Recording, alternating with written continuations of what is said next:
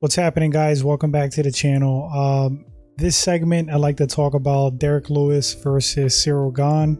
I think that's a freaking awesome and crazy fight. Crazy contrast of styles. Now, the Black Beast is a knockout machine. Ciryl Gane is probably the most technical heavyweight striker in the UFC right now. So it's a super intriguing matchup, to say the least. Seems like Francis Ngannou got shafted in a way.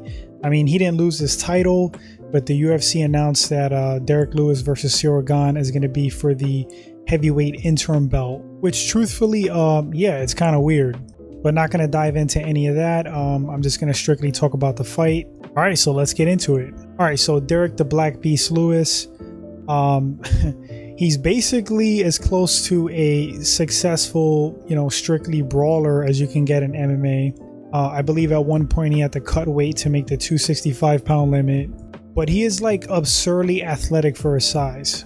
He has an abundance of knockout power. That guy's in a fight up until the final bell. For example, we saw that in the Volkov fight. He was handily losing that fight, and in last round, maybe within the last minute or last few seconds, he lands a hellacious punch on Volkov and puts his lights out. That's why his fights are so exciting, because you never know what's going to happen. Lewis has that kind of knock you into the shadow realm power. He's won fights he's supposed to lose. Like I said, he's very athletic and agile for his bulk and size. His takedown defense is always improving. Besides the Ngannou fight, he's a gamer. The guy shows up, he tries to finish. He also on the feet throws a variety of things, from overhands to high kicks to flying knees. Derrick Lewis, in my book, he's impressive. And I know he says things in jest, like he doesn't really train jiu-jitsu, he doesn't train this or that, which he's joking. He definitely trains stuff. He already fought for the title once against DC, came up short, but Derrick Lewis is one punch away from winning the title. Moving on to Ciryl Gane. Ciryl Gane, like I said, the most technical heavyweight striker in the UFC right now. He's really impressive. We want to talk about agile and fast and mobile and quick for such a big dude.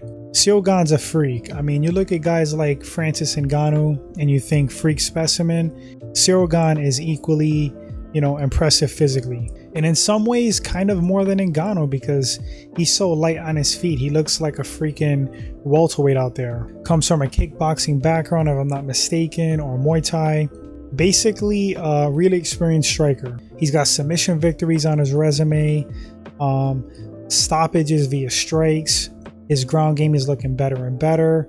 I'm going to say in his, 8 or 9 pro fights, I mean, I think Ciryl Gane could be UFC champ. Which leads me into the matchup. Who do I think is going to take this fight and why in that UFC cage? Well, I'm going to say flat out, I favor Ciryl Gane. Not necessarily by a huge margin, but I feel like his quickness, his agility, how technical he is on the feet is going to give Derrick Lewis issues. But that's not to say that Derrick Lewis can't catch him with something, because he can. He's always in any fight, and he's one punch away from winning any match. But if I had to put a ratio on this fight, I mean, I'm going to say Ciryl Gane 60-40. And it's going to be the elusiveness, being more technical on the feet, the way he mixes things up. Ciryl Gane has really awesome offensive and defensive kicking, from teep kicks, low kicks, body kicks. He uses them to attack, and he uses them to keep guys at bay. And I think against Derrick Lewis, they're going to be very useful, because I can really see Ciryl Gane chopping away at Derrick Lewis's legs, using, that strategy and those techniques, those kicks offensively and defensively in that fight. And I think he will have a lot of success. The only thing he has to watch out for is within those exchanges with Derrick Lewis. He needs to be very careful, because if he's in range to get hit by Lewis, he's in danger of being KO'd. So he can't get boxed against the cage, which I really don't see happening, because he's so light on his feet and quick. But it's when he's throwing at Lewis, he needs to be careful, specifically punches, because your kicks have longer range than punches. And if he's striking at Lewis with punches, he's in range to get punched himself. But I think it's going to be like a hit and move, stick and move type strategy for Ciryl Gane.